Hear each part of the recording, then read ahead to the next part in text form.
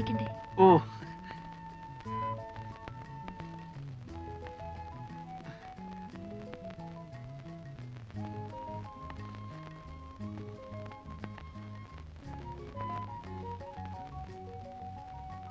ഊണ് കഴിഞ്ഞിട്ട് ഗൗരിക്കുട്ടിക്ക് എന്നെ കാണാം.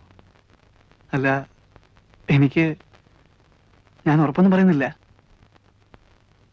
നിങ്ങൾക്ക് എന്നെ എങ്ങനെയെങ്കിലും ഒന്നീ വളപ്പിന് പുറത്താക്കി തരാൻ കഴിയുമോ? എങ്കിൽ ഞാൻ രക്ഷപ്പെട്ടോളാം. ഞാൻ നോക്കാം. എന്നാലാവുന്ന പോലെ ഞാൻ നോക്കാം. നുണ പറയരുത്. നിങ്ങളോട് ഇക്കാര്യത്തിൽ ഞാൻ നുണ പറയില്ല. ആണായിരുന്നു. അള്ളായാണ് എന്റെ ദൈവം. വരൂ, ഊണ് കഴിഞ്ഞിട്ട് കാണണം. വക്കീലേ, ഗോപി, ഗോപി, ഗോപി, എന്താ ഇവൻ ഉറങ്ങിയോ അതോ ചത്തോ? ഗോപി,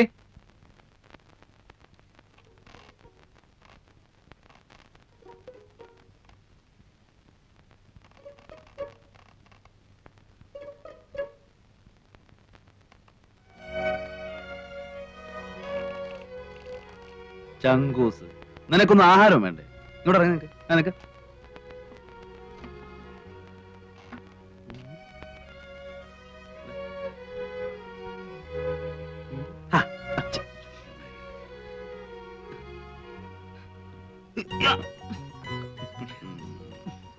എവിടെ പെണ്ണുമ്പിള്ള?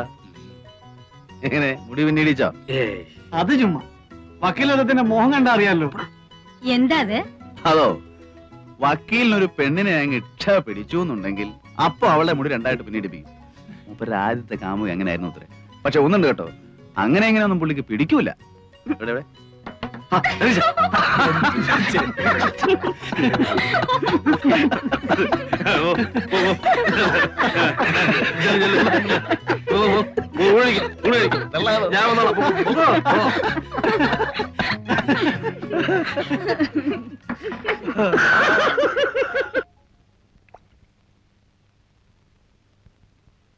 തനിക്കെന്താ തോന്നുന്നേ? ഓ, എന്ത് തോന്നാനാ? ഇവളുമാർക്കെല്ലാം ഇതുപോലെ ഓരോ കഥ പറയാനുണ്ടാവും. ഇത് കഥയല്ല വക്കീലേ. അല്ല, ഇതാണ് ഏതാണ്ട് വലിയ പൊണ്ണക്കാര്യം പറയാനുണ്ടെന്ന് പറഞ്ഞ് വിളിച്ചോണ്ട് വന്നത്. സക്രിയൊക്കെ എന്താ തോന്നുന്നത്? ആ വിശ്വംബന്റെ കാര്യം അവള് പറഞ്ഞത് കറക്റ്റാ. ആ സംഭവം ഞാൻ പറഞ്ഞതാ. ഏതാണ്ട് ഇതുപോലൊക്കെ തന്നെയായിരുന്നു. ആ കുട്ടി പറഞ്ഞത് മുഴുവൻ നേരാണെന്നേ. സക്രിയ അവളോടൊന്ന് സംസാരിച്ചു നോക്ക്. അപ്പൊ ഞാൻ ഈ പറഞ്ഞ ബോധ്യാവും. എനിക്ക് ഈ വർഗത്തിന്റെ കരച്ചിലും വീഴ്ചിലും കാണാൻ മഹാ എതക്കേടാ. പിന്നെ അവള് പറഞ്ഞതിൽ കുറെ നേരുണ്ടെങ്കിൽ തന്നെ നമുക്കിപ്പോ എന്ത് ചെയ്യാനൊക്കും? എനിക്ക് വയ്യ തല്ലുകൊള്ളാൻ, അതും അന്യനാട്ടി വന്നു കിടന്നു. നീ നിന്റെ കാര്യം നോക്ക് ഹിലാലെ, വെറുതെ ബാക്കിയുള്ളവരെ കൂടെ പുലിവാലി പിടിപ്പിക്കാതെ.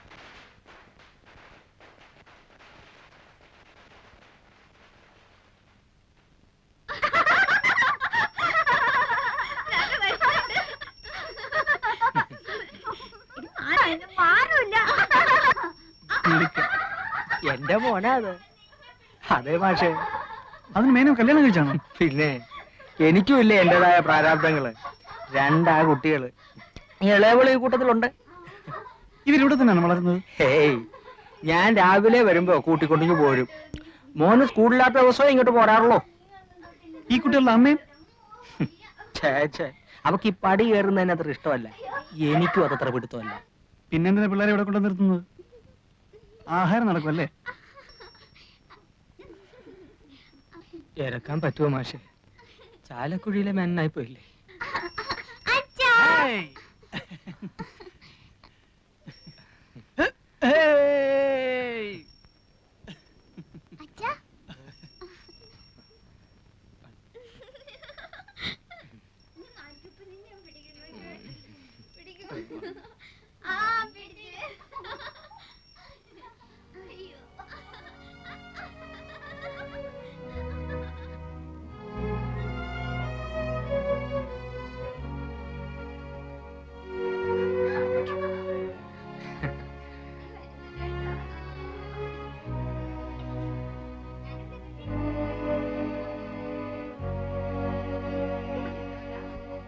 കണ്ടോ, ഈ പണ്ടാരം കാരണം കഴിഞ്ഞ ഒരാഴ്ചയായിട്ട് ഇവിടെ ഒരാൾക്കും സ്വൈര്യം ഇല്ലാണ്ടായിരുന്നു.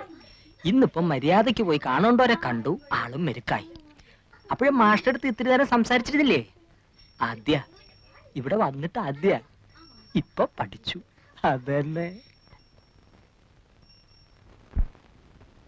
എന്തോ എനിക്കെന്തോ വിശ്വാസം വരുന്നില്ല. എന്റെ വാക്ക് കേട്ടിട്ട് നീ മനസ്സ് മാറ്റണ്ട. ആണായിട്ട് ഒരാളെയും വിശ്വസിക്കാൻ പേടിക്കുന്ന ഒരു മനസ്സാ എന്റേത്. അതുകൊണ്ട് ഞാൻ പറയുന്നത് നീ അതുപടി എടുക്കണമെന്നില്ല. ആ മനുഷ്യൻ പറഞ്ഞത് കേട്ടപ്പോ എങ്ങനെയോ എനിക്ക് അയാളെ കുറച്ചൊക്കെ വിശ്വസിക്കാന്ന് തോന്നി. പക്ഷെ ഇതും പറഞ്ഞതിനെ പറ്റിക്കാൻ ഞാൻ അത്ര പൊട്ടിയൊന്നുമല്ല. ഇവിടെയുണ്ട്. എവിടെ പടക്കും? എവിടെ പടക്കത്തിന്റെ പൈസ?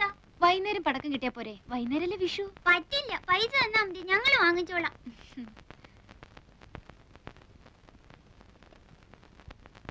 ഇപ്പൊ ഇതിന് വാങ്ങിയാ മതി. വൈകുന്നേരം ചേച്ചി അങ്ങാടിയിൽ അയച്ച് വേറെ വാങ്ങിപ്പിച്ചേരാം. നിറയെ വാങ്ങി തരാന്ന് പറഞ്ഞില്ലേ? എന്റെ മോനും ഇന്ന് അവിടെ പൂത്തിരി കത്തിക്കുന്ന എഴുതിയിട്ടുണ്ട്. എവിടെ ദേവകീർത്തിയുടെ മോൻ? കോട്ടയത്തിനടുത്ത് ബോർഡിങ്ങില്.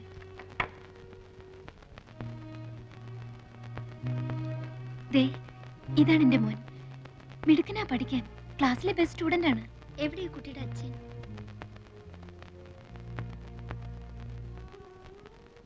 ഇതാ, ഇത് ഞാൻ അഴിച്ചു കളഞ്ഞിട്ടില്ല. ഇതും വിശ്വസിച്ചിട്ടാണല്ലോ എല്ലാവരും വിട്ട് ഞാൻ ആ മനുഷ്യന്റെ കൂടെ ഇറങ്ങിപ്പോന്നത്. ആണായിട്ട് ഒരാളെ എനിക്ക് വിശ്വസിക്കാൻ പറ്റില്ല. ആ മനുഷ്യൻ കാരണമാണോ ദേവകീർത്തി ഇവിടെ എത്തിയത്? ആണോ എന്ന് ചോദിച്ചാ അതെ. പക്ഷെ ഞാൻ പറയാം എന്റെ മോൻ കാരണമോ ഞാനിവിടെ എത്തിയെന്ന്. അവനില്ലായിരുന്നെങ്കിൽ പണ്ടേ ഞാൻ മതിയാക്കിയിട്ടുണ്ടാവും. വല്ല തീവണ്ടിയുടെ മുമ്പിലോ കയറിന്റെ തുമ്പത്തോ. ഞങ്ങൾക്ക് ആർക്കും ഇവിടെ രക്ഷപ്പെടണമെന്ന് തോന്നാറില്ല. ആകെയുള്ള രക്ഷ ഒരുപക്ഷെ ഇതായിരിക്കും. അതുകൊണ്ട് നിനക്ക് അങ്ങനെയല്ല, ഒന്നും നഷ്ടപ്പെട്ടിട്ടില്ലാത്തോളാം നീയെ. എങ്ങനെയെങ്കിലും നിനക്കിവിടെ ചാടാൻ കഴിഞ്ഞാൽ അതിലേറ്റവും സന്തോഷിക്കുന്നത് ഞാനും ആ പൊട്ടിപ്പെണ്ണൊക്കെ ആയിരിക്കും.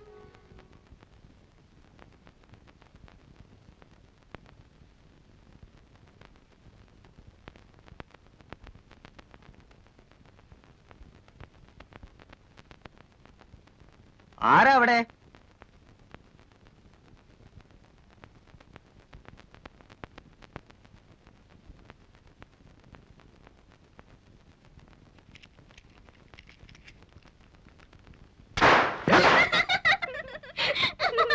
എടാടാ, എങ്കി പിന്നെ ആ ചങ്ങായിന്റെ മൂട്ടിലൊന്ന് പൊടിച്ചോടാ.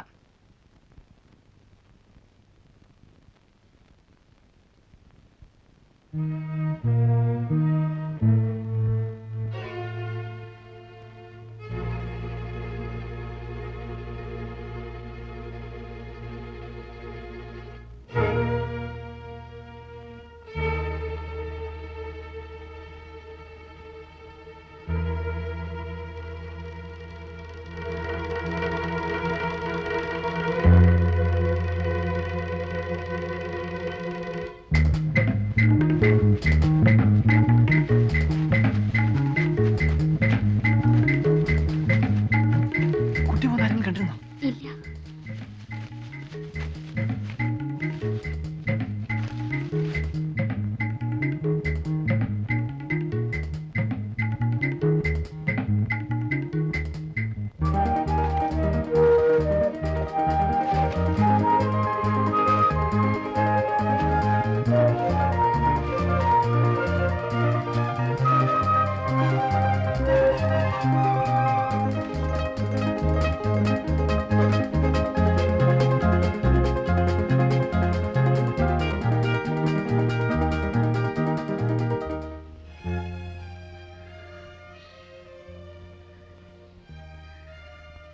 അക്കരെ എത്തിച്ചെന്നാ മതിയല്ലോ. മതി.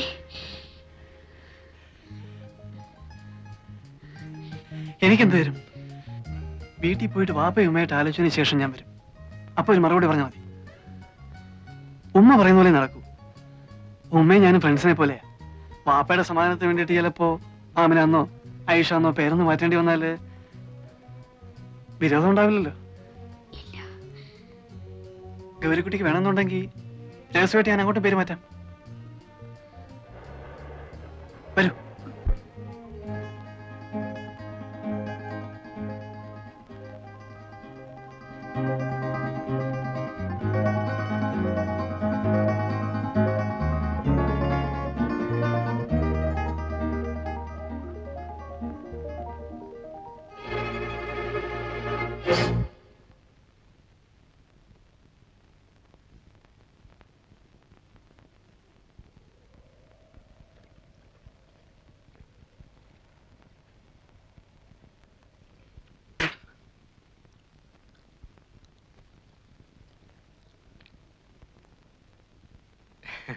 എങ്ങടാ മാഷേ? ഞങ്ങളിതാ പുഴയൊക്കെ ഒന്ന് കാണാൻ വേണ്ടിട്ട്. അതിനിത്ര ചുറ്റി വളഞ്ഞു വരേണ്ട കാര്യമില്ലല്ലോ. ഇതാ അവിടെ നിന്ന് ഇങ്ങനെ ഇറങ്ങിയ പുഴയായില്ലേ? ഓ, എനിക്ക് വഴി പരിചയമില്ലാത്തോണ്ട്. വഴി പരിചയമില്ലെങ്കിൽ ഇവിടെ വെറുതെ നിന്ന് ചുറ്റി തിരിയണ്ട. അത് ഈ പെണ്ണിനെയും കൊണ്ട് വരി, ഞങ്ങള് വീട്ടിൽ കൊണ്ടാക്കാം. നാട് മോശാ, അതുകൊണ്ടാ പറയണത്. ഒരു നിനക്ക് പറഞ്ഞു കൊടുത്തുവിടായിരുന്നില്ലേ കഴുതേ? നിങ്ങൾ വെക്കുള്ളൂ, ഞങ്ങൾ ഇതാ പുഴക്കര എത്തുന്നേരം എന്നിട്ട് വന്നോളാം. വഴിയൊക്കെ എനിക്കിപ്പോ നിശ്ചയമുണ്ട്. പറഞ്ഞതനുസരിച്ചോളി, അടക്കടി.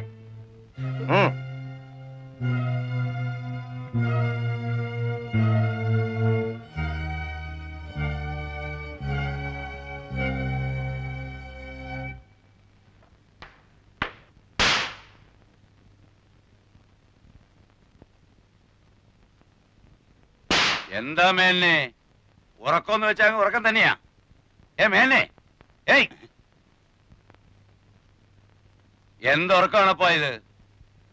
അല്ല നാരായണു, ഇരിക്കുക ഇരിക്കുക. കൊറേ ആയല്ലോ, വിശേഷമൊന്നുമില്ലല്ലോ. എന്ത് വിശേഷം? അങ്ങനെ അങ്ങ് കഴിയുന്നു, കുടിച്ചും കുടിക്കാതെ. പണിക്കർക്ക് അസുഖമൊന്നുമില്ലല്ലോ. അസുഖേ പണിക്കർക്ക്? ഞാനിങ്ങോട്ട് പോരുമ്പോ ആനകളെ കുളിപ്പിക്കുന്നത് നോക്കാൻ പോണു. മൂപ്പരും കൂടും, ആനയെ തേക്കാനും പിടിക്കാനും ഒക്കെ. ആഹാ, അവർക്കൊക്കെ എങ്ങനെ അസുഖം വരാനാ മേന്നെ? ആഹാരവും തേച്ചുകുളി എല്ലാം ഇപ്പോഴും കൃത്യമല്ലേ? അതുകൊണ്ട് എന്താ, മനസ്സ് 16 വയസ്സല്ലേ ഇപ്പോഴും? നമ്മളൊക്കെ ഒരു പ്രായ, പറഞ്ഞിട്ട് എന്താ?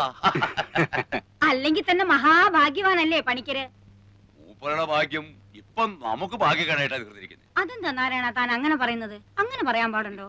എന്നല്ല പറഞ്ഞത്, ഓരോ ജോലികൾ വന്ന് വീഴുന്നത് കാണുമ്പോ. ആ മകളെടുത്ത് ഒന്നിങ്ങോട്ട് വന്നി.